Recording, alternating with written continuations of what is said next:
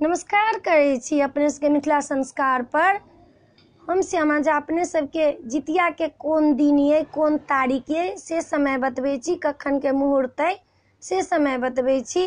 सोम के 1 तारीख के नहा खा के ये और मंगल के व्रत है 2 तारीख के और बुध के पारण है।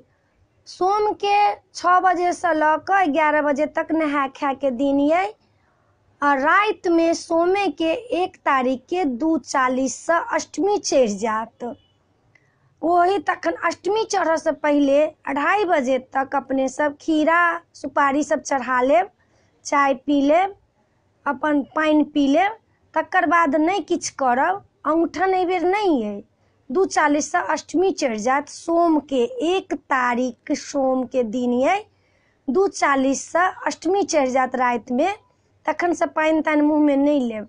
मंगल के 2 तारीख के व्रत ये आ बुध के पारण है 3 तारीख के।